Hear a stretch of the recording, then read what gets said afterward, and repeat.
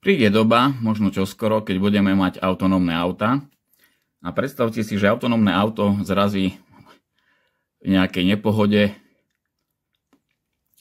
alebo na poľadovici, na križovatke dvojročné decko a zabije ho. Kto bude zodpovedný? Koho postavíte pred súd?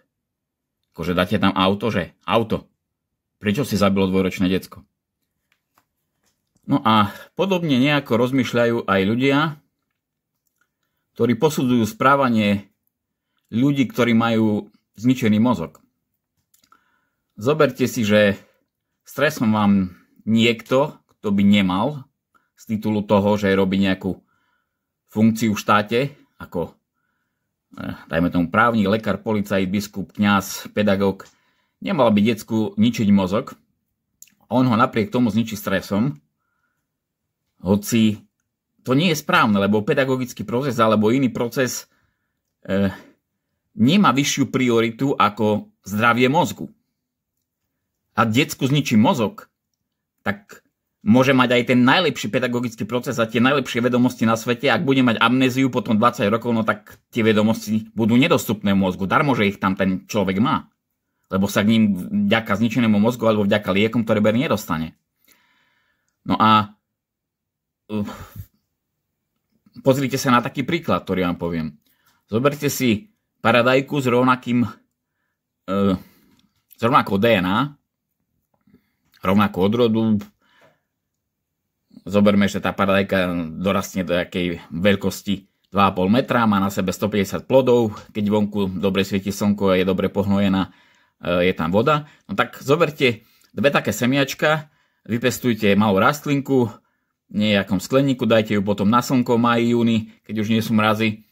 Dajte ich tie paradajky 2-3 metre od seba a teraz, keď sú približne rovnaké, tak jednu polievajte dávkou napríklad 4 litre vody denne, keď je sucho v lete, alebo v jeseni, hej.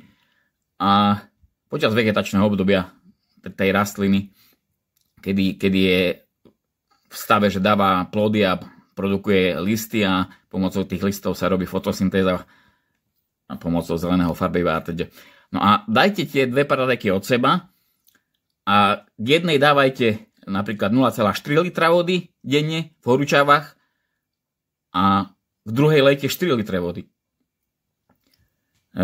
K jednej paradajky dajte napríklad mykorizné huby v okolí koreňov, v druhej paradajke nedajte mykorizné huby. K jednej paradajke dajte fosfor, dajte tam draslík, dajte tam dusík, dajte tam neviem čo, hej, a k druhej paradajke nedajte nič, tam bude len nejaká pôda piesočnatá, hej, a s malým množstvom elementov, hej. No a teraz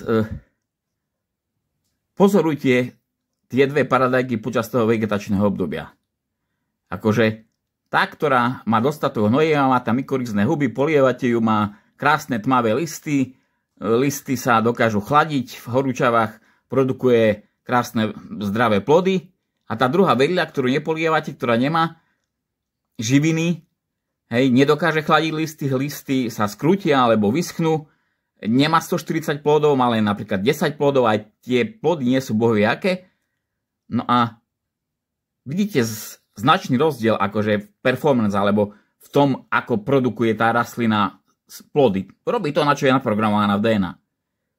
Tak keď vidíme taký jednoduchý príklad na dvoch rastlinách s rovnakou DNA, prečo potom lekári alebo policajti alebo kňazi alebo neviem kto nevie pochopiť, že keď jedno decko bude mať všetko, bude mať počítač, bude mať literatúru v angličtine, bude mať prístup k internetu, bude mať nejakého tutora, docenta, profesora, za ktorým sa bude každý deň chodiť radiť na vysokú školu, že to decko bude mať pravdepodobne lepšiu štartovaciu pozíciu a lepšie výsledky počas života, jak decko, ktoré nemá tieto podmienky.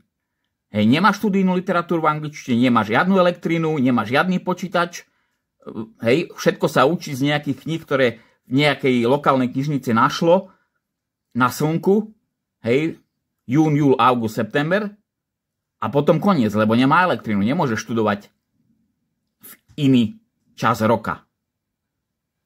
A naraz my chceme od tých dvoch ľudí, ktorí žili a pripravovali sa v diametrálne odlišných podmienkach, tú istú performance v živote, hej, že aj ten z chudobnej rodiny bez elektriny má dávať tú istú performance ako človek, ktorý má otca docenta, alebo ktorému otec zabezpečí edukáciu na vysokej škole skoro každý deň počas strednej alebo už aj základnej školy vo vyšších ročníkoch. Tak keď toto nevedia pochopiť lekári na Slovensku, no tak ja neviem, treba si zobrať ten príklad s paradajkami a vyskúšať.